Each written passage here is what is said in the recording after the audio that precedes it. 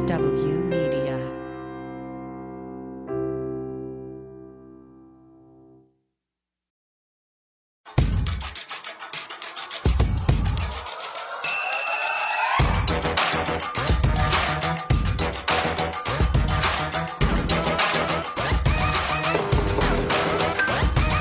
Welcome to Feminist Buzzkills Live, the show that finds the temperament of Cocaine Bear far more tolerable than one Tucker Carlson. I'm Liz Winstead, and I'm joined by a singular co-host this week, Moji and Marie, as Marie is out doing the most for patients who need support accessing abortion care. Moj, tell folks what we got on the show today. Hey, everyone. The theme of today's show is the anatomy of an anti-abortion bully. We'll fill you in on AF's trip to South Carolina to help a small clinic defend itself against an invasion of anti-abortion bullies and why the footage we shared got us banned from TikTok. And South Carolina activist Melissa Moore is here to share how they are battling some of the worst anti-abortion shenanigans coming out of their state house. We're also going to break down how anti-abortion bullies pressured Walgreens to backtrack on providing medication abortion care and how Gavin Newsom is rising to become some kind of pro-abortion zaddy. We're also joined by Dr. Ghazaleh Moayedi to talk Texas provision in this ever-increasing carceral hellscape and how she deals with all the bullies who slide into every facet of her life. Plus, comedian, actress, and writer Chase O'Donnell drops by to help us all exhale. Wow, that is a lot of show. So much show. So much show. But we want to kick it off by telling y'all, if you didn't know, that we are in the midst of Abortion Provider Appreciation Week, with today being Abortion Provider Appreciation Day. Now, why is today Abortion Provider Appreciation Day, you ask? Because today, in 1994, an incredible doctor named David Gunn was murdered in the parking lot of his clinic in Pensacola, Florida, by a monster named Michael Griffin. And it was in the midst of a long line of really horrific attacks of clinics.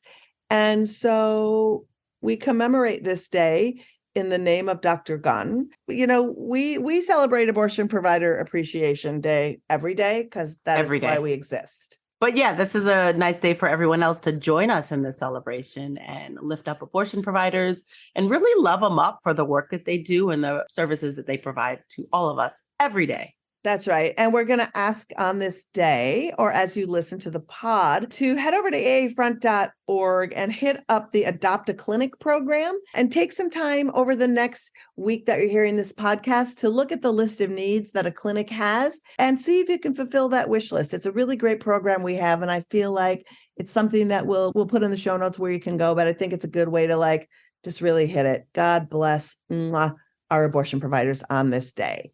And so, Moji mentioned earlier at the top of the show, we're sort of spending this episode dissecting the anatomy of an anti-abortion bully through a bunch of different stories. Of course, we're going to go in deep in a minute about Walgreens and how anti-abortion bullies really shifted the narrative on Walgreens dispensing medication abortion. And quickly, yep.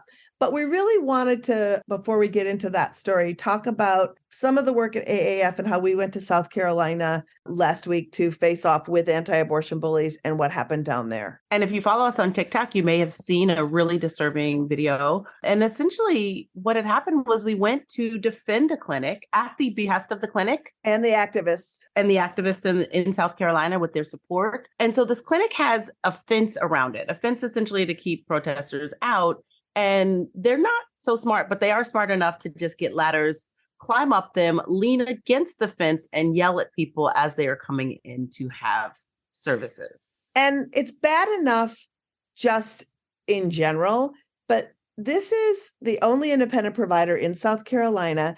They're sort of isolated. There's a few proud and mighty clinic defenders, but there's not a lot, right? And so one of the things that we talked about on the podcast before, but we'll bring up again, is this organization called Operation Save America, who is one of the loudest and most dangerous anti-abortion groups in the country. And every year they have a leadership meeting in some city or state where they know they have support in the state house, support from the cops, and where they know a clinic is particularly vulnerable. This year they chose Greenville, South Carolina.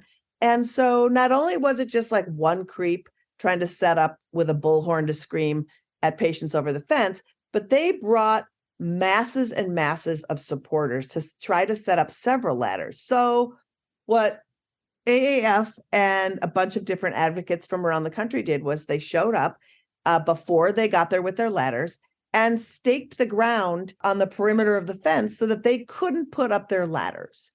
And what ensued was really unbelievable.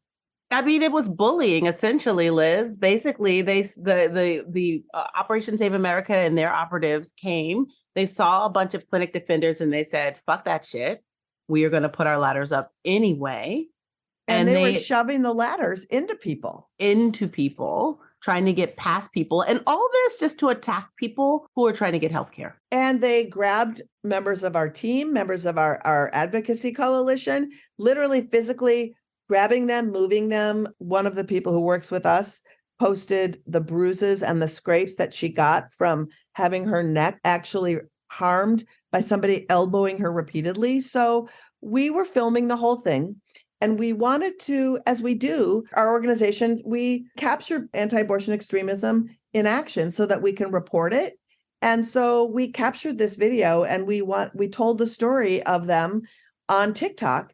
And that video got us banned from TikTok for showing violence against us. Meanwhile, they did not have their TikTok taken down at all. It was a mess. And some bullshit. Yeah, it was some bullshit. Now, and that means like our 82,000 followers gone, the 3 million views gone, but we're back up, baby. So we're at Abortion Front now on TikTok, a new account. We're building it back, but follow us there. But the extremism was so great and just showing how we went to the cops ahead of time to say, hey, these people are coming to town and it's going to get really ugly outside the clinic. And one of the cops asked one of our colleagues, how many Antifa will be there? I mean, that's the kind of shit that went down, right? And so we had this great interview with an activist in South Carolina. Marie and Moji actually did it. I was not in it, to really just talk about, like, they don't sit there in South Carolina, right, and just take it. They are really just incredible by holding the bullies accountable, especially the bullies in the state house. Yeah. Melissa Moore has been shaking shit up in South Carolina for an entire Gen Z lifetime. They fought alongside queer people, birthing people, and people living under the poverty level since 2005 through leadership positions at so many amazing South Carolina organizations fighting for reproductive and gender equity. Please welcome Melissa Moore. Melissa, thank you for joining us. Yes, welcome. Hi. Thank you for having me. It's a pleasure being here. I'm so glad you can make it because it's like your busy season right now. I'm understanding because you got to gear up for a very tumultuous legislative session in South Carolina. And that in particular is why we wanted you to come here to talk about your advocacy on the state level that y'all do against attacks on abortion access, on trans communities. And we're so happy to have you here today as an expert. Thank you so much. I really appreciate being here.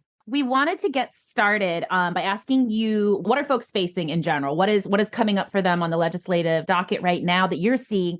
And what are the standards of care? And what should people know about those to kind of increase their own competency along the way? Because we want informed people. So this is the busiest and I want to say the worst legislative session I've ever seen. And I've been in the work since 2005. It's been in South Carolina, mind you. So what we're dealing with right now is they are trying, our state legislature is trying to ban abortion yet again, even though our state Supreme Court ruled the abortion ban that was passed last session unconstitutional. So they're still trying. They're going to try to rehear that case, and they're going to try to get a new bill passed so that they can potentially take that one to court as well. That bill just passed out of a subcommittee, and then we're dealing with unprecedented attempts here in South Carolina to legislate trans people out of existence. The legislature is trying to interfere with trans people's ability to get health care, trans children's ability to exist in school life and have their pronouns and names respected. They are trying to make drag shows designated as sex activities. So any business like a library that hosts a drag queen story hour would be considered a sex-related business. They are trying to ban gender-affirming care for people up to the age of 26, which is unconstitutional. That's a quarter of your life if you're fortunate enough to live till 100. Like, also, you were like just about to get from under your parents' health care as per the Affordable Care Act, as I understand it. You're almost close to Medicare. Well, maybe not, but yes, like, I mean, yeah, there's this whole, they're trying to interfere with who can do business in South Carolina. So like the ability of our community to vote with our dollars about where we will do business. Like, so they're trying to ban boycotts of, of businesses that don't support our communities. They're trying to enshrine white supremacy into our curriculum, into our teaching standards, because we don't want like little cishet white boys in the classroom to feel uncomfortable. Oh, yes, because they have a long history of feeling really uncomfortable. As if they would align more, like, just the idea that they would identify more with like enslavers than with abolitionists, which doesn't make sense to me at all.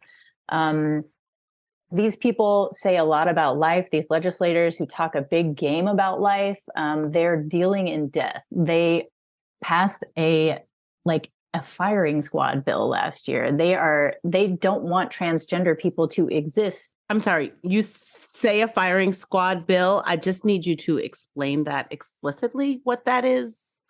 Oh, it's a death penalty bill that would, so the same legislators who are trying to protect potential life are really hell-bent on destroying existing life, like actual people who are alive. So yeah, our state legislators brought back the firing squad as a method of delivering the death penalty. Oh, because no one can get death penalty drugs because right. That is right.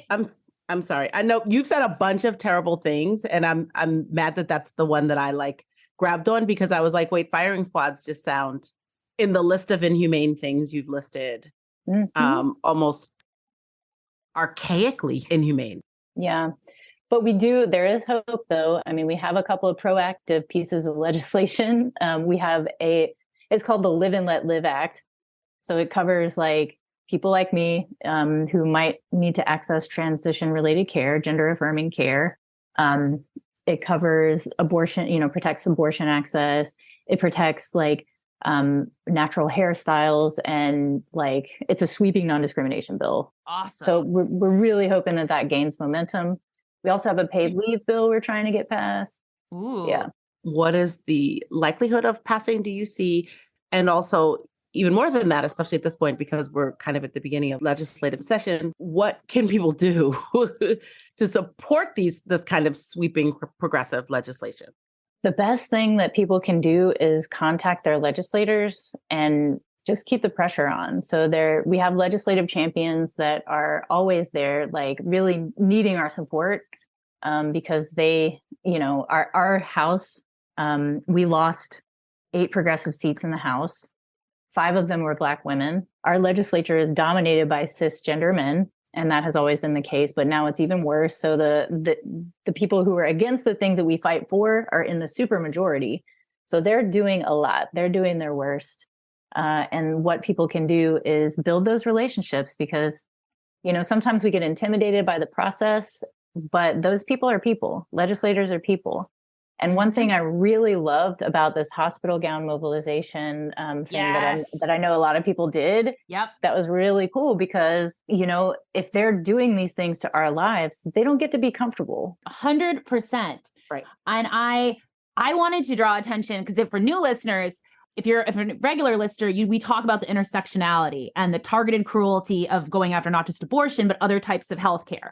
And my particular background is I'm with a practical support abortion fund out of the Midwest, out of Illinois, and specifically. And while we have seen, I'm going to use Illinois as an example, politicians that have responded to the need for abortion care maybe at an earlier point and seen that, we're now seeing even legislators in like progressive states, quote unquote, like realizing, oh shit, this is what they're doing to trans kids. So I'm so happy you outlined all of that. I wanted to ask specifically, what are good ways that we can include trans voices and issues when we talk about advocating for care? Because we like the siloing, we are very much like get rid of saying one gender has abortions, period. Full stop. Children are not an adult, period. Children are children. Children need abortions, as an example. But I know there's great overlap in pro-choice, pro-abortion legislation in some areas and trans-affirming, gender-affirming healthcare. And I'm wondering if you could talk a little bit about that. Like, how do we better show the intersectionality in this area? You really highlighted an important point that I appreciate. And at that point being that it's not just women who get abortions. I have a body that can get pregnant that is not a woman's body. I often feel erased in the conversation. And I know that a lot of my trans siblings feel erased in the conversation, yet in a lot of our states, it's trans people leading the charge to protect reproductive health rights and justice, to push for affirming healthcare across the board. Yet we get erased a lot of times from the conversation. So I think one way that we could lift up trans voices and trans identities is to change the way that we talk about abortion, and also to pass the mic to other folks who might have something to say or a story to tell. And one of the things that I'm really committed to this year is helping other people craft their narrative. So like, we are all content matter experts. So I think a lot of times when we have these big legislative fights, we'll pivot to like professionals. Oh, let's hear from the doctors. Let's hear from the lawyers. But really, the experts, in my mind, the ones that are the most impactful are the ones who have the lived experiences. That's what the legislators don't know. That's what, the stories that need to be told are those personal stories. And so I really love to hear from trans men, for example, who've needed abortions, because we have a lot of them. There are a lot of trans men who need abortions. We just don't necessarily hear about it. And they might not always be the first to step up to the mic and tell that story. But they exist. And just really making sure that we're lifting up, all the stories of the people who need access to this type of care. Here in South Carolina, I know that, our health systems are struggling. They really are, terribly. And I know that a couple of hospital systems that we all relied on, both for abortion care and gender affirming care, have either walked back their services or have shut their clinics down. So one big important hospital system here in South Carolina stopped doing trans affirming care.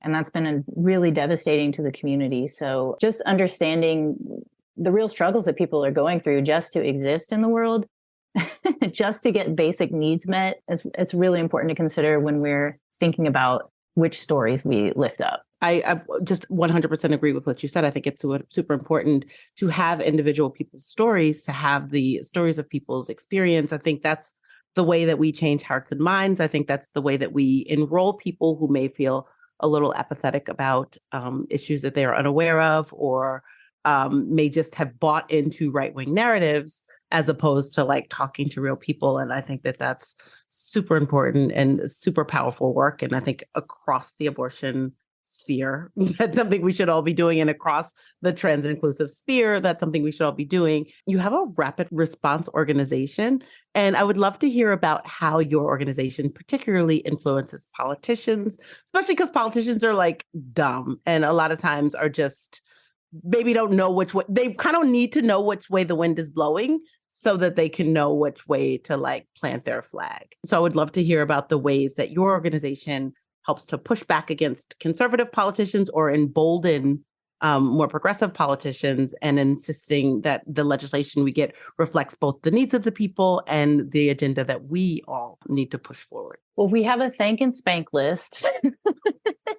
I'm sorry, a what? A what? A thank and spank list. So there are the legislators who we thank because they're, doing what we need them to do. And there are the ones that we spank because, they get the public shaming. They get the, we wag the finger sometimes at these folks. And sometimes we do direct action to really, really turn up the heat. But it's, again, I can't say enough times or too many times that these legislators are human. They're creatures of connection. So even if you think it's not going to count if it's going to be a waste of time for me to talk to this politician, they're not going to listen to me. It really does. It does make an impact. You're planting seeds, and it takes time. The stuff is going to take a long time. And the fact that I know that we're impactful because our legislators this session are being really squirrely. They are changing room numbers 4 and 5 times during hearings. Like, it's supposed to be in one room. Wow. I'm sorry, they're hiding from you? They are limiting testimony, or they're making it so that we can't testify because they're afraid of our voices and our power. We are a threat to them, like the people are. So when our rapid response team, not only is our strategy like, okay, we're going to hit them in their districts and their backyards and their businesses. We're going to go to their churches and power map and figure out who knows this person. Like, oh, let's talk to them. We're influencing the influencers of those legislators, but also the ways that they're treating our communities it's so violent. So we're approaching our organizing as like an antidote to that violence. So when we ask people to come to the State House, we have a care team. We have people who are trained in mental health first aid that can go have these conversations with folks like, hey, I noticed that you're getting stressed out. Do you want to walk and talk with me? Helping people process the trauma of the moment, because it's traumatic to be in those hearings and we outnumber the opposition 26-1 often, yet they still win the votes. And that doesn't make sense.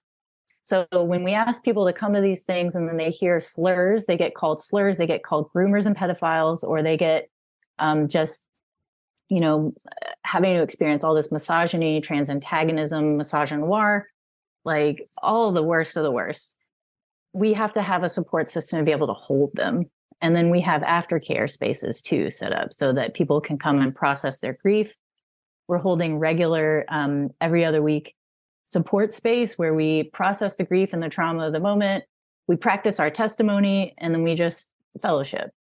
So that is our approach, is pouring all of our love and support into community and getting them ready and to feel confident and held when they have to go face such tremendous odds and obstacles at the legislature. So that is amazing. That is the so fact beautiful. That you center people, but at the same time, it like you allow emotion to exist, and like you talk with love and care, all of this, like that makes me, I'm so happy that you and your organization, that you all exist. Well, thank you.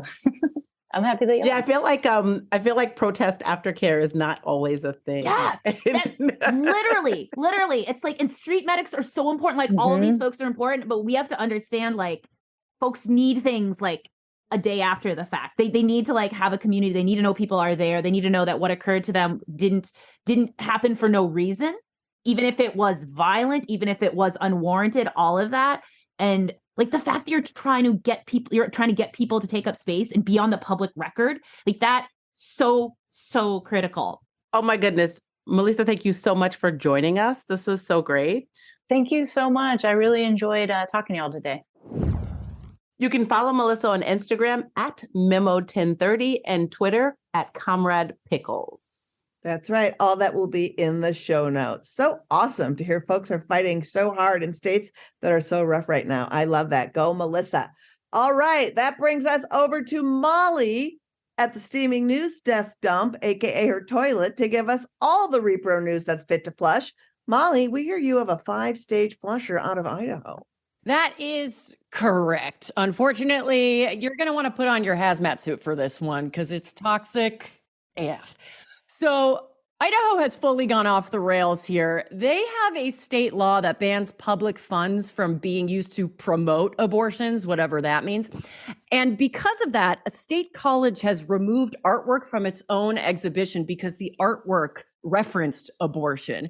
You know, something has to be so unequivocally awesome that just mentioning its name is considered promoting it. We don't need to promote abortion, by the way. It sells itself. It's so awesome. I'm sorry that they need to spend millions of dollars on a Super Bowl ad for a god whose name that they use to oppress everyone else. And speaking of football and oppression, let's move on to Texas. So on Monday, 5 women filed a lawsuit against Texas because they almost died because they were denied abortion. So in Texas, under threat of spending life in jail. Doctors can only perform an abortion if there's a medical emergency. And if that sounds vague as fuck to you, it also sounds vague as fuck to the doctors, which is leading to these dangerous situations. And now the politicians who pass these bans are pretending to be shocked about these cases, despite the fact that their own attorney general sued the Biden administration for telling doctors to perform abortions as needed in emergencies. Yeah, I don't know. I guess being alive is too woke for Texas now. And lastly, so Florida has introduced a 6-week abortion ban that is very likely to be signed into law. And this is going to have devastating effects on abortion access in the South. And, you know, as a Floridian, I have a lot of knowledge about the state, and I can say this with full confidence. Fuck Florida for real. For real. Fuck Florida. All right, that's your steaming news dump. Back to you guys. Also, that passes a fact check with 0 Pinocchios, 100% true facts. Good job, Molly. Thank you as always Thanks, for bringing Molly. us all of that garbage.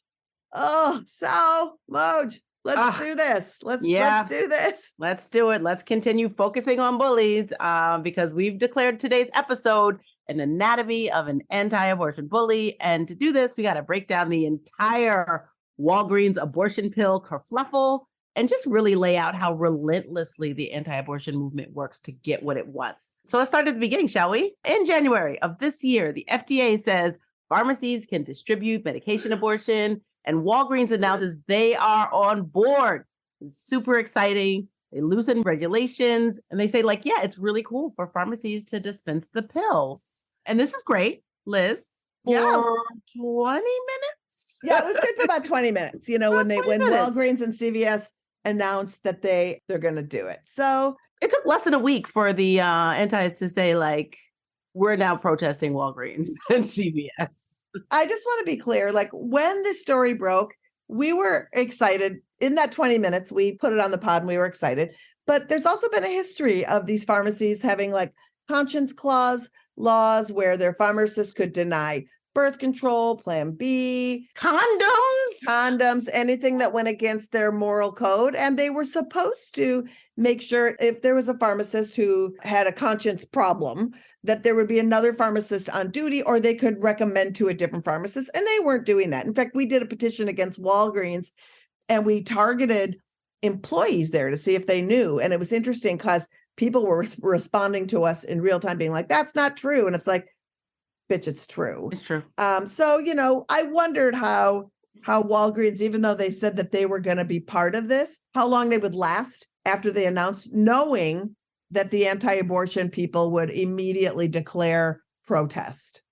It turns out they didn't last long. The protest started basically in literally January, a week less. Immediately, they start talking about these protests. They put out a press release and it has all these crazy studies that came from a non-credible studying organization. And then my God.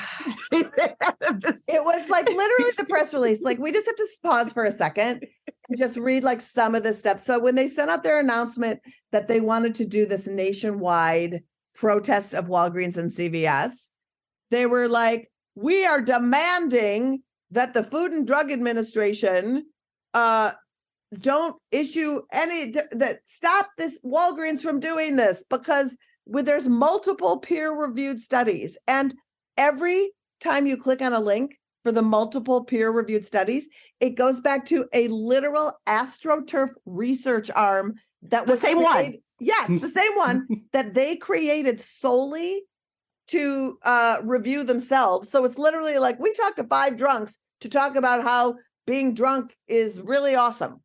And so, they created this Charlotte Lozier Institute, the Susan B. Anthony listed, who are the sort of pro-life version of Emily's List. Yes. So they could just do their own research to bring their own set of facts that have been debunked by every legitimate thing. So that happened. Literally an alternative facts organization. Yes. But my favorite part in this is that they wanted to scare people. And so one of the things in their press release says, since the year 2000, the abortion pill has caused more than 28 deaths. And 28 deaths. 28 deaths since the year 2000. Literally, more people have died reading the internet, probably reading their website. Oh my gosh. And just to give you some context, because like every death is a tragedy, we're not trying to minimize deaths, but aspirin is linked to 3,000 deaths a year. And I see no protests from the Charlotte Lozier Institute to take that off the shelves. Right. And Viagra, how many deaths there, Moji? I mean, in 2000, they were already at 522. It's been more years than that. There's probably doubled. And then so they try to make it sound like 28 deaths. And then they list 5.6 million preborn children, i.e. there was 5.6 million abortions. So if you want to change the word preborn children to what it actually is, abortion, there was 5.6 million abortions since 2000 that used medication abortion and only 28 deaths associated. It's associated. It may not even be a direct causal thing, but associated. Right. So they went apeshit and they were banning this drum. They sent out this wild press release and email and call to action for February 4th. And on February 4th, Moji, tell folks who was leading the charge. Our favorite people. Oh, yes, our favorite people. The leading the charge was Progressive Anti-Abortion Uprising, which are essentially fetus thieves. Just so you know, Pow, you may have heard of them a couple months ago because they stole, how many fetuses did they steal? They stole 115 fetuses. And then had unboxing parties. And so they also are brought up on federal violations for invading clinics. And they are also just constantly drumbeating and repeating this horrible misinformation. So they, along with their cronies, are leading the charge in these Walgreens. And let me tell you what, at one point it looked like people just napping at Walgreens. They were in the Walgreens, laying down, passing out literature, doing the most obnoxious things. And we felt a little bit excited at that point because that sort of nationwide protest didn't really amount to any change. There were less than 20 people at every single one I looked at. There were not people there. And maybe there was 10 Walgreens they hit, who knows? But then shit got real. And that's because they were leading the charge, but basically they have all these other people, this Susan B. Anthony's list we talked about, Live Action, and those people have the ears of politicians and legislators and AGs. And so essentially 20 Republican AGs showed up and they were like, if you come to our state with your abortion pills, we will sue you. That's exactly right. And so the thing that's massively frustrating is it was the potential, and they were citing the Comstock law, which maybe you've heard about that. It's this 1800s law. We talked about it here. Yeah, that's old-timey law that said you can't send pornography or anything that will harm or that will have disreputable morals on other people. And also there was something in that law that somehow said you can't mail abortion stuff through the mail. And it was the Comstock law has been ruled that you can't bring it up in this case for decades. Decades of that not having any relevance here. And I think there was even direction that came out in 2022 from the Justice Department sort of reaffirming the Comstock Act has no place in abortion. Yeah, the Justice Department said, and this gets a little bit in the weeds, but I think it's important. The Justice Department ruled, the office of the big office of management said, you have to be in cahoots.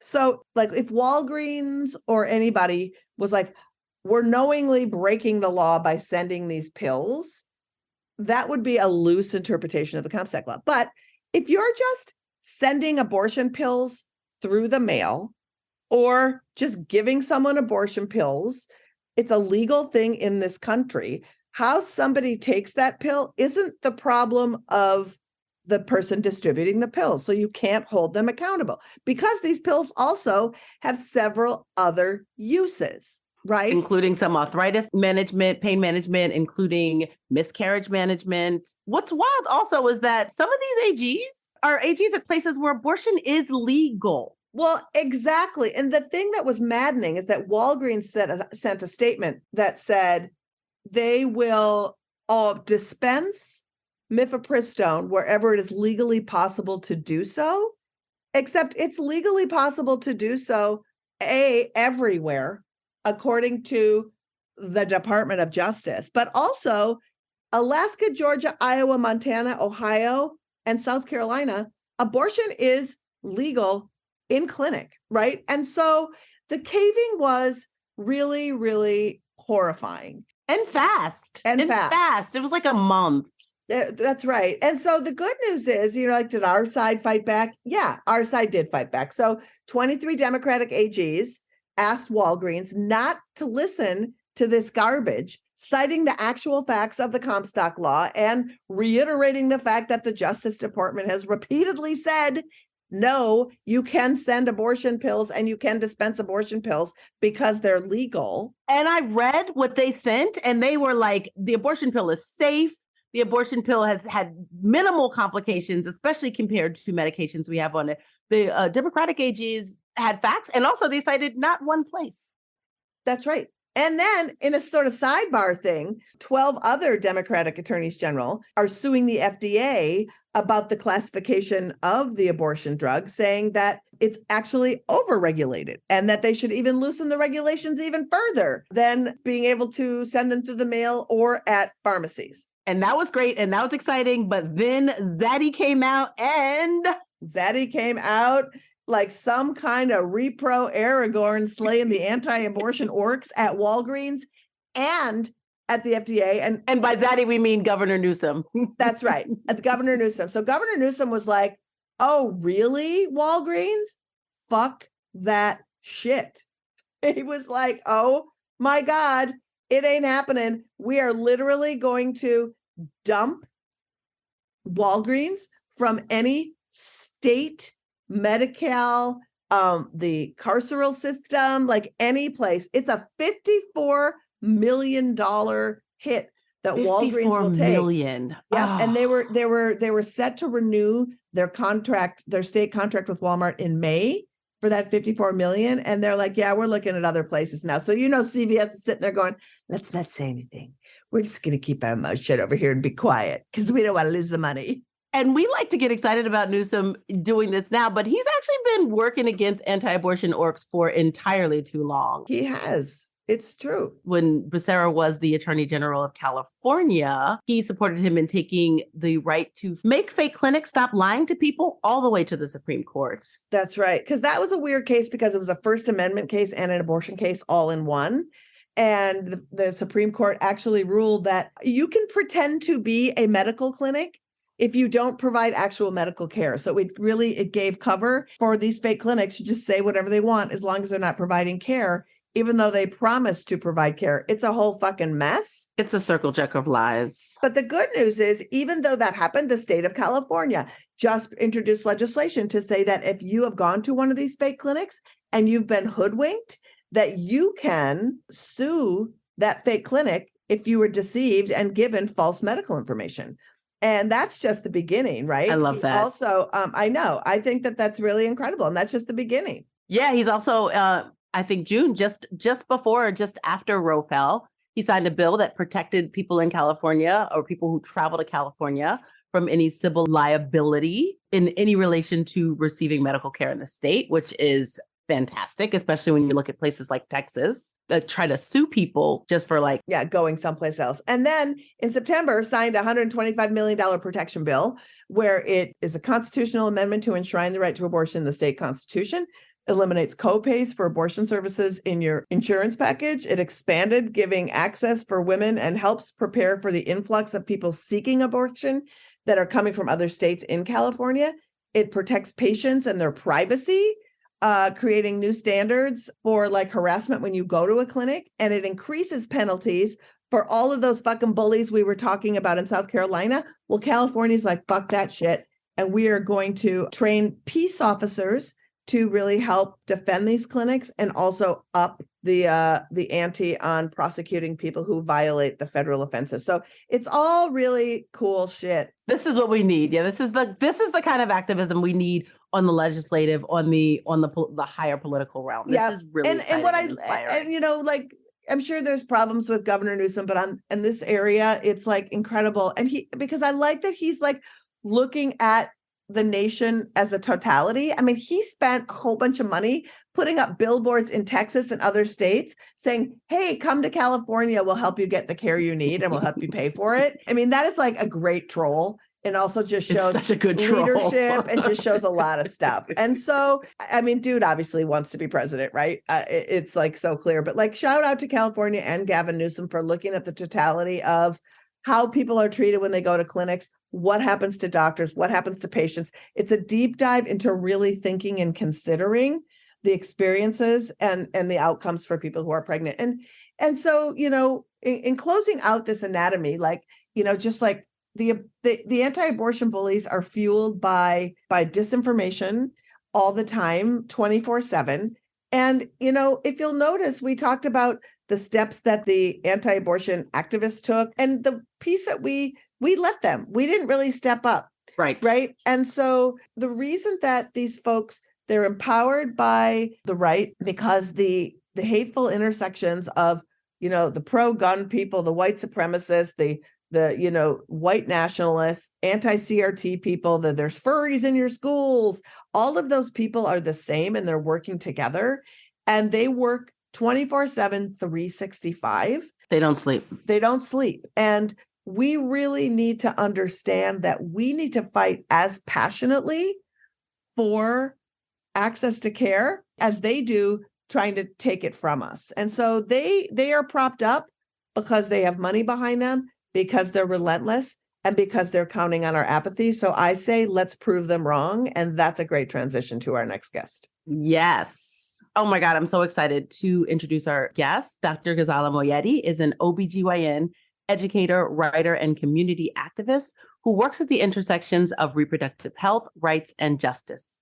Dr. Moayedi is the founder and chief medical officer of Pegasus Health Justice Center, a community health resource that creates holistic community wellness through justice-centered, patient-oriented healthcare and advocacy. Dr. Moayedi, thank you for joining us. Hey. Hey, y'all. Hey, thanks for having me. We are excited to have you. It is Abortion Provider Appreciation Day, and we are so happy to have you here to honor your work. This is a day that we hold dear as it commemorates the life and the work of Dr. David Gunn, who was murdered by extremists for doing his work. Can you tell us how his legacy and dedication has inspired your work?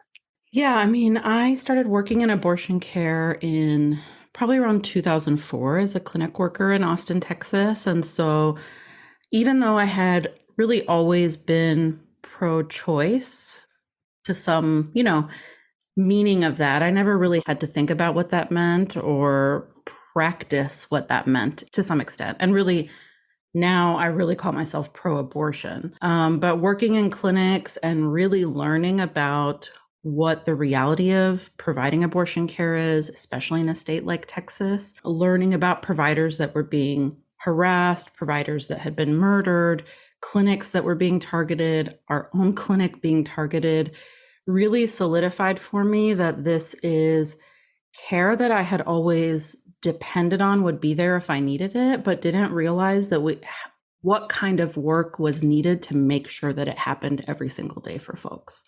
So that history is definitely something that has always loomed over me in deciding to become a physician, to provide abortion care through my training. And honestly, like that legacy was used to threaten me in residency or interviewing for residency as well, where a physician said to me about the murder of David Gunn that just, why was he beating the hornet's nest? You can't beat a hornet's nest. So essentially told me you can't come here and learn about abortion and train about abortion. And in fact, it is your own fault if you are killed for it. And so that is something that has always carried me through to some extent, that memory and legacy.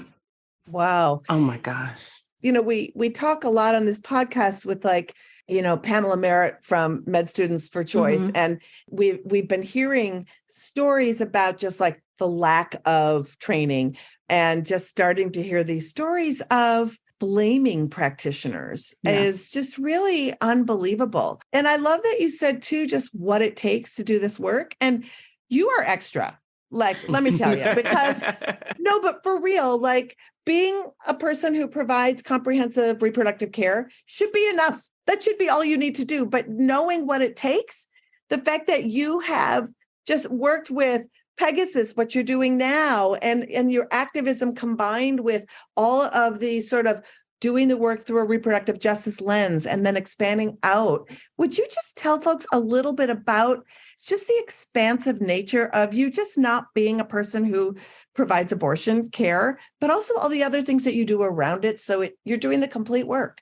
Yeah, I mean, I think I come at all of the healthcare that I provide through the lens that I've learned from providing abortion care. And that is, even during residency, I would say, like, learning to give bad news around, like, okay, I have to tell this person for the first time that they have ovarian cancer. How am I going to do that? Actually, I called upon all the skills from working in abortion care, working as an abortion counselor, and like how you talk to people about just really heavy stuff and what skills are needed for that. And so both the abortion care work comes through in all of the other work, and then all of the other work comes through into my abortion care work as well. So yeah, I provide, I work as a hospitalist, which means I deliver babies, I attend births, do C-sections, teach OBGYN residents, family medicine residents. I do menopause telehealth, which is actually so awesome. I didn't realize like how awesome it is until I started doing that. And I started doing that in about 2019. I love that. We're alone out there. You know what? People go through menopause alone, and nobody gives you the real scoop on how to like successfully navigate through that part of your life. Yeah. And actually so much of abortion care intersects with menopause care too. And I didn't really realize it, even having done OBGYN training, until I started being a menopause practitioner about 4 years ago. And so I got all these licenses, was seeing people through telehealth all over the country. And stories I kept hearing over and over again was like, my doctor just told me to deal with it. My doctor just said, my doctor just said, there's nothing I can do. And so people are like at their wits' end with hot flashes, vaginal dryness, not vaginal atrophy. Vaginal, I know, my whole spiel I go through is like, this is an ugly word, but vulvovaginal atrophy, right? And nobody will help them. And it's literally, I don't want to give away a trade secret, but it's so damn easy. Here is some estrogen, here's some progesterone, and you're going to feel better in like a month. For the most part, that's all I do. And literally that's essentially birth control pills, right? But like a different version. So it's not very hard. But like thinking about why is this such a challenge? I think actually one of the reasons comes back to like systemic problems in our healthcare system, how white supremacy shows up in our healthcare system. And what I mean by that is the way that OBGYN residents and really all physician residents are trained is that our clinics mostly serve people on Medicaid or who are uninsured. And so private coverage patients don't typically get seen in resident clinic. So what does that mean? Well, in a state like Texas, the only time you have Medicaid really is when you're pregnant. And then other than that, really you're not covered again until you have Medicare. So that gap in time is actually when people go through menopause. So we really don't see that many patients in training that are going through the menopause transition because of the way health coverage is designed for people who don't have access to private insurance in this country. And also, I just feel the erasure of older women, you know, and like the value. It's like, oh, we don't value your pleasure, right? And so the part of the devaluing of the pleasure is huge. But I'm going to stop making it about me and let's move on. Because I'm just so grateful that people are talking about it, because it really is. I want people to ask for it when they start going through menopause. I want them to ask for that counseling and really demand that they get to have a full life. Yeah. Moji, you're not in menopause. Where do you want to take this conversation? No, I'm not. But actually, as you were talking, you know, the last time I saw my OBGYN, just to make it personal, she was like, perimenopause is on your horizon. And I was like, great, what do I do? And she was like, nothing. And I was like, oh. It's not true. It's not true. Actually, you can do lots of stuff. I was like, what are you prepping for? She was like, I just wanted to let you know. For people that can take birth control pills actually really help with perimenopause symptoms. You can get that little bit of estrogen that you need. So many people I see are like, my doctor said, just deal with it. And, similarly with abortion care, like doctors just will stop talking to patients when they're like, I don't want to keep being pregnant. They'll not give them any referrals. They won't give them resources. They'll give them disinformation, right? Mm-hmm. It's amazing how many aspects of reproductive health care throughout our lifespan are plagued by kind of this mentality to just let people go without any support. I actually love that you brought us here because we have been talking about specifically abortion bullies. And these are like the protesters, people who protest politicians and judges and AGs who are all just like, you say the word abortion, you say the word birth control, you say any of these things, and they're up in arms and essentially saying like, you can't do that, or my conscience. Right. And then we also talked about the anti-abortion doctors and the kind of medical professionals who just kind of prop up this like rhetoric with non-facts. And we loved watching you call out one such doctor when you were testifying before Congress last year. It was inspirational. We, it was inspirational. As a team, watched it. And then we as a team got a petition against that doctor. Yes, we did. Yes, because she's trash. I mean, I think the bitch is still practicing. Yeah, I think she's still doing it. She's doing pro-choice medicine. But can you talk about that experience and what it's like to hear your colleagues just spread misinformation and then seeing that misinformation influence policy? Yeah, I mean, I think having colleagues that spread misinformation has been really my experience from the very beginning of medical school, when like physician elders would just really do everything they could to put me down or to put other colleagues down that were interested in reproductive health care or abortion care specifically. So that is not a new experience, working with anti-abortion physicians and really physicians with very extreme personal views that they inflict on the people that they take care of is also not new. And it's not unique to Texas. I really want to make that clear too, that those physicians exist all over the country, not a Texas problem at all. Although unfortunately that physician was from Texas that I had the misfortune of testifying against. But, that experience was definitely surreal.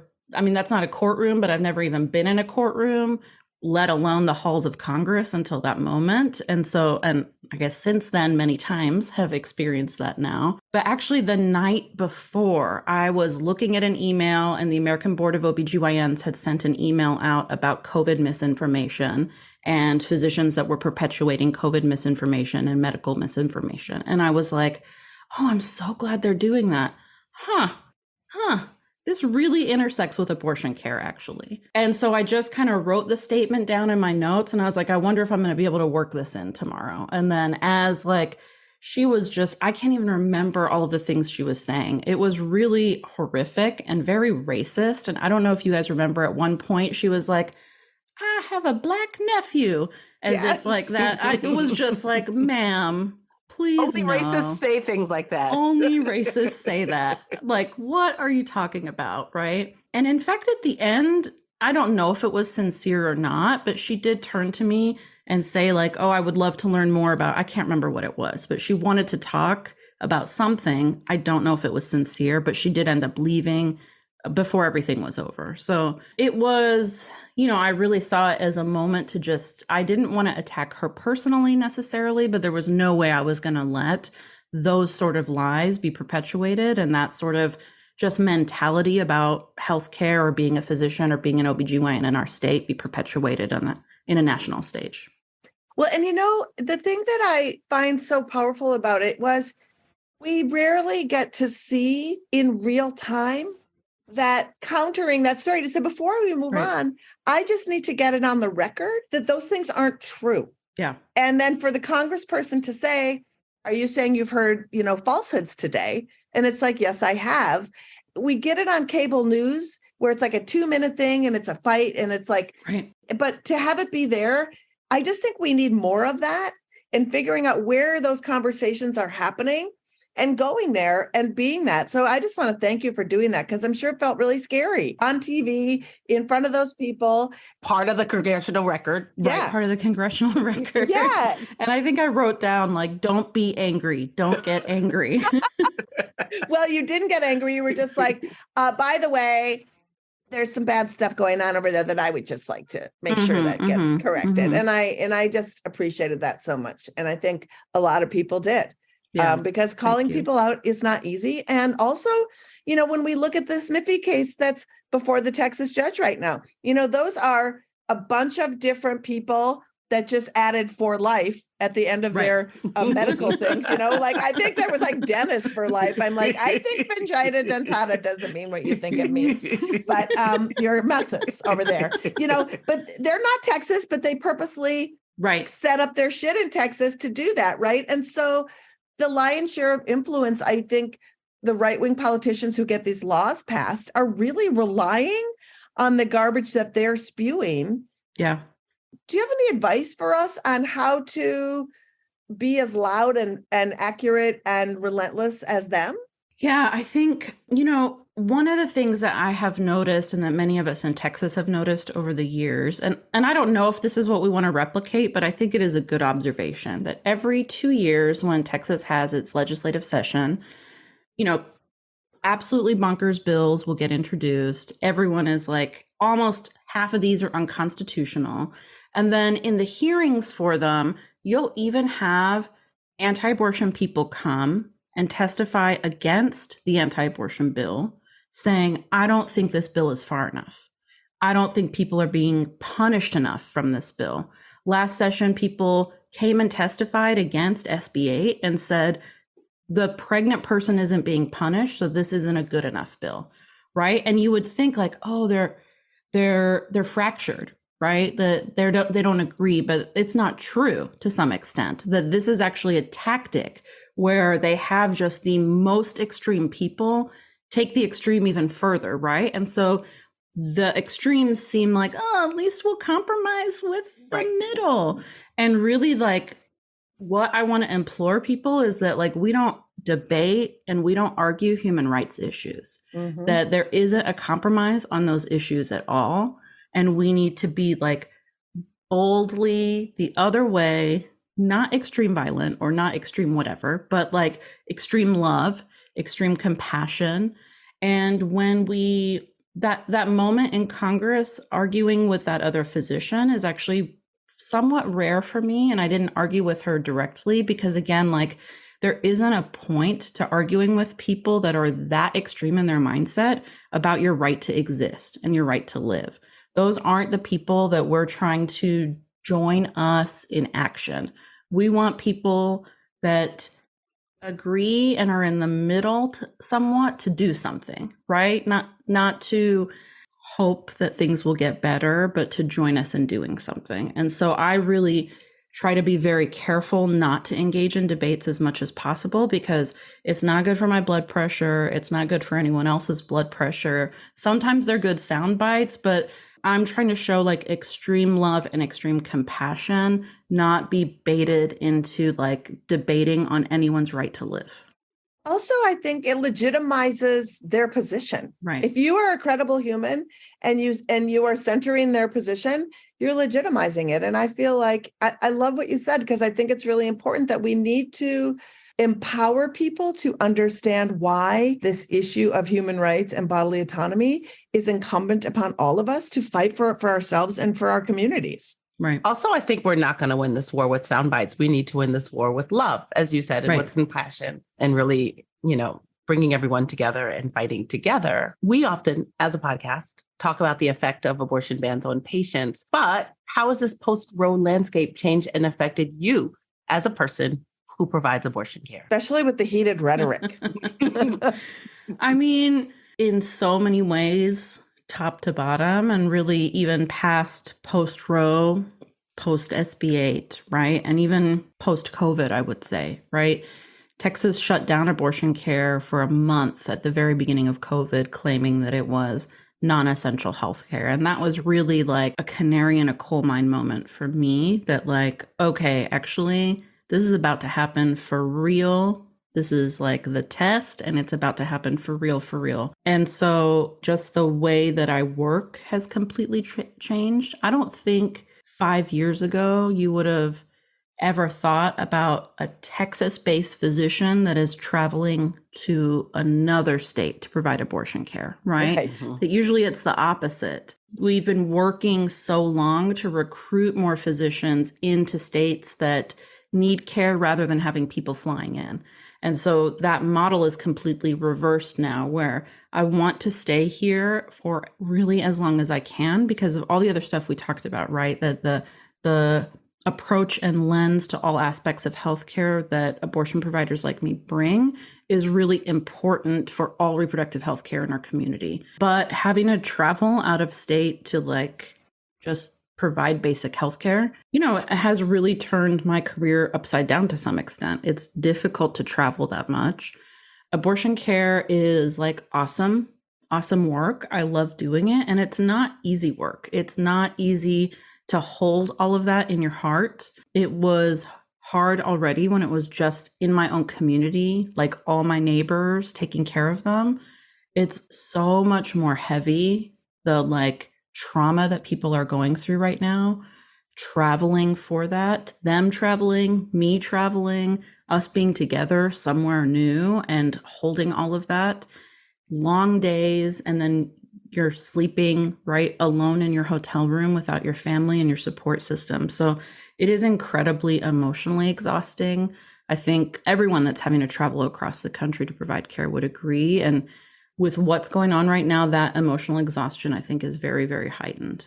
We have to wrap up, but one of the things I wanted to ask you is, we started Abortion Access Front and this podcast so that we could get guidance from providers and from patients to then execute the best ways to advocate, coming from y'all, right? Like not thinking we know, but like actually asking. So I'd love to close out with you telling folks some of the best and most inspiring things that you've seen in sort of people celebrating providers or doing activism around abortion that you found helpful, moving the needle, just like also just supportive, that is not harming people. Yeah, I mean, I really want to just highlight and uplift the work of abortion funds in general across the country, but specifically Texas-based abortion funds and abortion advocacy groups here in the state. Like they are constantly centering our communities. They are constantly working like just at the boldest leading edge possible, always trying to figure out how to pivot in a way that helps support and sustain our communities too. Abortion funds in Texas right now have a target on their back like no other. Now that all the clinics are gone, abortion funds are who they are being focused on. Our abortion fund executive directors have been served at their own homes from anti-abortion extremists. Like they really, really do God's work to some extent here in our state. And the way that they have been leading across our state is really, really inspiring. Seeing them pivot, after the fall of Roe and how they've been supporting communities with wraparound services while we have been legally fighting the state to figure out if we're going to get arrested or not for just doing like our work. It's been awesome to see and really, I think, very, very inspiring. Dr. Moayedi, it's always great to talk to you because you offer so much insight and wisdom just around everything. And thank you for all the work that you do. And thank you so much. Thrilled to talk to you on this Abortion Provider Appreciation Day. Thanks. Thank you. Thank you. Thank you, Dr. Moayedi, for joining us today. Support physician advocates like Dr. Moayedi by joining Physicians for Reproductive Health and by donating to the Texas Equal Access Abortion Fund. To stay up to date with Dr. Moayedi, you can find her on Twitter and Instagram. Donation links and links to all her socials are in our show notes. Liz, we can't do the show that we do without our incredible sponsors. And by incredible, I mean non-existent sponsors, but we do what we can do. Liz, will you let them know who's sponsoring the show this week? Moji, of course. Does your focus on the family game night need a little more harassment and arson? How about a game that's not only fun, but teaches your teen boys to build courage through firepower and teaches your teen girls? Well, nothing. If that sounds like the wholesome pronoun-free night you're looking for, then make Monopoly Abortion Clinic Protester Edition the centerpiece of your next family night. In this special edition, players compete to buy up property all around the abortion clinic and turn them into churches, police departments, state houses, or a Hobby Lobby. The player with the most properties to do the most harm to clinics win. Uh-oh, did you draw a chance card saying you got caught having an abortion? Go to jail. Go directly to jail. Do not pass go. Do not collect $200 from an abortion fund. Because in this game, there are no get out of jail free cards for people who have abortions or the doctors who provide them. Better luck next time. It's also available in an online version, so you can play with white supremacist loners and militia pastors from all over the world. Use promo code AbortionGamer to get 10% off of Monopoly Abortion Clinic Protester Edition. It's fundamentalist for the whole family. Ooh, that sounds fun, Liz. It does not sound fun, Moji. You're a Black woman with a Black son and a Black husband. What are you talking about? We don't have enough white supremacy in our house. Moji, I think you do have enough white supremacy in your house. If you have none, that's enough. You're right. I do live in America. Oh my God. Let's bring on the guest. She's performed at the Netflix as a Joke Festival, and you'll soon be seeing her in the next season of Curb Your Enthusiasm. And she just debuted her new comedy special, People Pleaser, on YouTube. Please welcome comedian Chase O'Donnell. Chase, thank you for being here with us today. Well, and by us, I mean me. Thank you so much for having me. I'm so happy to be here with you. Chase, it is hilarious that you went to your high school reunion on Zoom. Like, what other major life events have you had via Zoom these last few years? A wedding, perhaps? I think everything's been on Zoom. So I've had 2 Zoom weddings, a Facebook Live wedding. I've had comedy shows on Zoom. I've had dates on Zoom. I think that's, therapy on Zoom. Well, yeah, that's normal now. Yeah. Who goes in to see a therapist in real life? That's wild. I've never met my therapist in real life, and I don't plan to. Is there, besides therapy, anything you refuse to do in person now because of Zoom, like besides therapy? So I don't know if I'll ever go to an office to talk to another person. Okay, we're on the same page there. I don't know. Like, I say I refuse to go to another wedding in person because Zoom weddings are just so easy. I was a bridesmaid. You have to pay for your own booze. I was a bridesmaid though, and it was a Zoom wedding. And let me just tell you, it's so much less stressful, so much less work. So I probably won't refuse to go to a wedding, but it is nicer to you don't have to small talk. You can mute yourself. You know what I mean? Yeah. Did you have to, as a Zoom bridesmaid, like still get your own dress? Like, did you have to wear a special dress for the Zoom wedding? We, at the time, the wedding wasn't going to be on Zoom. It was before COVID. So we all already had our bridesmaid dresses. Okay. So we wore them. I'm just like, there's some bridezilla somewhere that is fully making people buy dresses for a Zoom wedding. I don't think she made us. It was just kind of like, I paid $300 for this dress, so let me get some use out of it. When the hell else am I going to wear it? Yeah. So you started this year out, 2023. We're here with your debut album and new special, People Pleaser. So when did you first acknowledge that you're a people pleaser? Like, when did that hit you? I think I've always been a people pleaser. I didn't realize I was people pleasing till my mid-20s, when I was doing so many things for so many people that I became very unhappy, and I went through a phase of depression, and I was so unhappy, and I had to realize, it's because I'm not living my life. I'm living everyone else's life that they think I should live. So it was my mid-20s. I call it my quarter life crisis. And that's when I realized things had to change. Was there like one incident where you were just like, fuck this shit? Or just like, oh God, maybe I should do better for myself? I went through a breakup and got kicked out of my apartment in Brooklyn. They were like redoing it. It was going through a gentrification sitch. And getting kicked out of the apartment and getting broken up with was kind of my like, oh, I think the universe is giving me a sign that things need to change. I'm kind of getting kicked out of my life. That was my aha.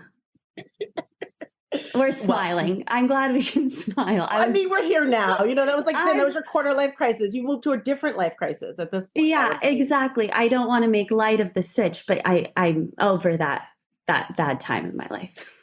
So as a blonde people pleaser who's often profiled as a blonde, can you tell us about a time when you were a blonde buzzkill? I guess I can be a buzzkill at like any sort of event with a lot of people and loud music and lots of like drunk Gen Zers. I'm a buzzkill. I feel too old and out of it and I just want to be home in PJs. So I can be a little bit of a buzzkill. Oh my God. I was on TikTok just a few days ago. I just remembered so this. Was I.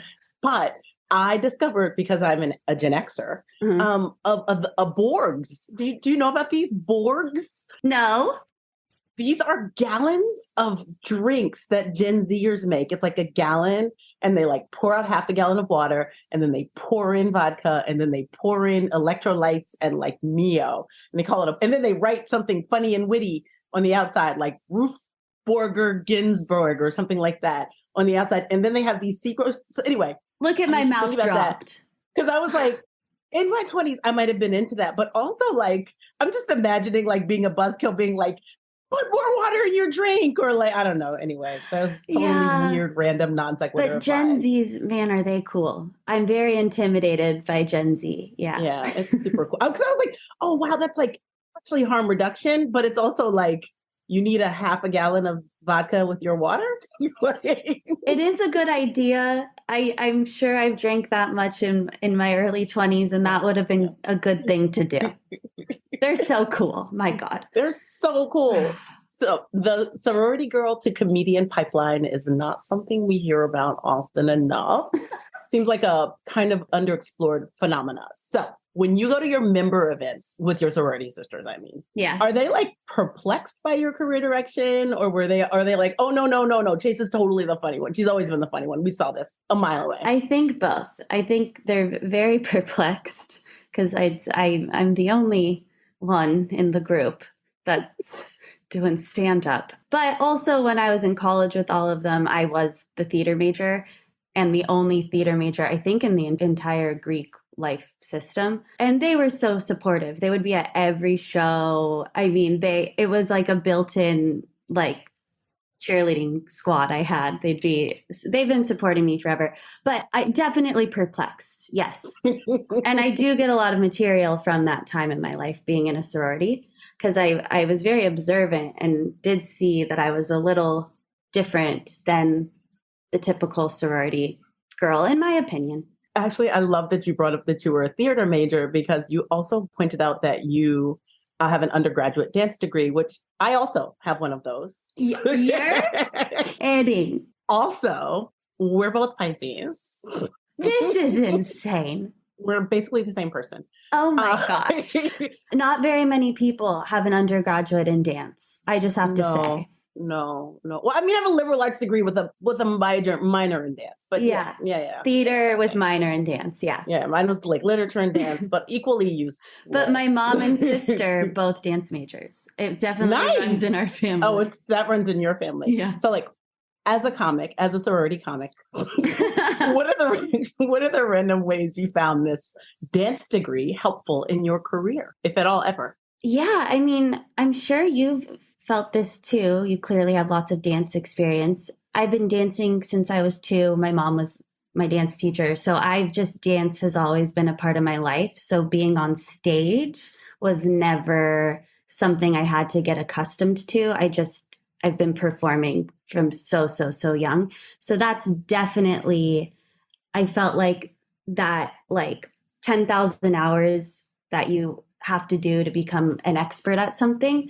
I already had 10,000 hours in performance and stage experience. So that has been super helpful, is just that performance time that I've had my whole life.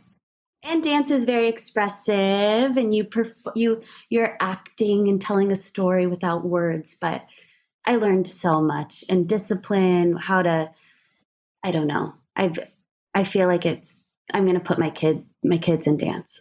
Having excellent posture is really nice. It is, but you know what? I kind of rebelled because I was in ballet class like every day. Any chance I wasn't, I'd be like hunched. Oh. So it kind of backfired. No, for me, I'm always like pulling in, lifting up. But I can always spot a dancer. I'm always like, oh, they're a dancer, because you can tell. I feel like in New York, anybody who has on pink tights and a bun, I'm just like, they're a dancer. Oh, well, obviously, yes. They're a dancer, clearly. You can tell by turnout, too. Are you any good at manifesting? I think so. I think so. As an expert manifester, can you give us some tips on manifesting positive change for abortion rights? Because it's dark these days. I know. Okay, this is my advice on this. And I'm so thrilled you called me a manifest expert, but I'm going to say amateur. But I think it's super, super easy to get angry about everything that's going on. And I find myself getting angry. And I think the best way to manifest change is to actually stay in that high vibration and stay positive and send love, even towards issues we're super upset about, so that we can, I just think being positive about it will make a more impactful, lasting change. That's my 2 cents, but it's so hard to stay positive. How do you send love to Jordan Peterson? You know what? Listen, I'm an amateur. I don't know. I haven't done it. I'm speaking to the choir, but I do feel like at least just sending love to the future we see and what we want, and keeping that positive outlook. It's hard. It's hard. But we can do it. And we have to, truthfully, Yeah. like, come on, if we can't laugh and like pick ourselves up and cheer on through the crying, then what are we doing? What is life if we can't laugh through it? Thank God for laughing sometimes, for sure, because it helps. Says you, professional laugh facilitator. I've had to. I usually take anything that's not good in my life and I write a joke about it. And that is my coping mechanism, but it's definitely helped. Do you like keep them in a journal, or do you like look at this? Oh, you're going to show me this is the book of secrets. Oh yeah. I love it. Oh yeah. Journal all the time. And speaking of manifesting, I do vision boards all the time too. Oh my goodness. Is that a vision board book? Like a book of vision boards? You just have like a notebook and you vision board in your notebook? I vision board in my journal. So every journal I have is like really pretty to look through because I have little vision boards throughout the whole thing. It's a hobby. It's fun. No, but it's like a good secret. That's a good thing to know. Yeah. That's fantastic. Thank All right. you. Last question. What tea are you drinking these days? Because I've been trying to not drink coffee. Speaking of, I'm drinking tea right now. I'm a huge tea fan. I love tea so much. My favorite is jasmine tea with just a little bit of honey. Oh. It brings me a lot of joy. Oh, I have to try that. I've been doing like chai and ginger in my explorations. That's a little spicy. It is a little spicy. Kick. Yeah. Mm-hmm. Yeah, the chai has the caffeine that I'm trying to maybe not jump in on. But. Oh, green tea has caffeine too, though, but it has like this floral scent, like taste to it, and that's what I really like. I'll give it a go. Give it a go. I'll give it a go. Chase, thank you so much for coming and chatting with us about manifestation and sorority life. Oh, my Loved it. pleasure. Thank you so much. Follow Chase O'Donnell on social media. Twitter and IG, Chase_O'Donnell, TikTok, Chase_Elaine. And watch her comedy special, People Pleaser, out now on YouTube, or listen to the album on Spotify. That's our show. Oh my God. Thanks so much for listening. And I just want to thank again, Melissa Moore and Dr. Moayedi for joining. Your buzzkills are here as we navigate these dark days. So if you like us, support our pod by subscribing, write a review, give us 5 stars. It's the best way for our podcast to reach more people. And by doing so, you are helping more folks learn about this assault on reproductive access. To keep up with all the latest repro news, follow us on social at Abortion Front across all the fucking motherfucking platforms. FBK Live is edited by Remy DeTournay and is produced by Abortion Access Front. Looking for where you might fit in to do some abortion activism? Look no further than our 5-part training series, Operation Save Abortion, available in video and podcast form. Gather friends, watch or listen together, and follow the activity guide for a full experience. Details on the series are at operationsaveabortion.com. And make sure you check out the activist calendar as well, which is chock full of local and national actions and educational opportunities. And one of those amazing opportunities is the We Testify Abortion Storytelling Training happening on March 15th at the link in our show notes.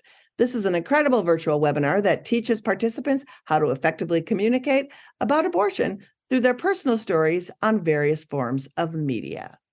And next week, we'll be joined by data scientist and comedian Andrea Jones-Roy to talk about their podcast, Majoring in Everything. Plus, author and full spectrum doula Sabia Wade joins us to discuss her new book, Birthing Liberation, How Reproductive Justice Can Set Us Free. And it's a Patreon plug. Join our Patreon. You'll support great content and get cool FBK merch and experiences that are exclusive when you become a patron. All pledges support this pod and all of our activism at Abortion Access Front. Pledge at patreon.com/feministbuzzkills. And finally, we leave you with Gabriel Finocchio, a man who shows his whole ass by inserting Jesus into your vagina. If you're married and you're having sex, you should be having children. And if you don't like that, take it up with Jesus, because the primary purpose for the sexual function is the generation of new life. Children are not expensive. Parents are expensive. Children don't ask to eat out all the time. Parents are the ones that want to go on fancy vacations. You're the one that's expensive. Feminist Buzzkills, the podcast from Abortion Access Front. New episodes drop Friday. When BS is poppin', we pop off. And if you want to support our podcast and all the work of Abortion Access Front, like, subscribe, and join our Patreon at patreon.com/feministbuzzkills.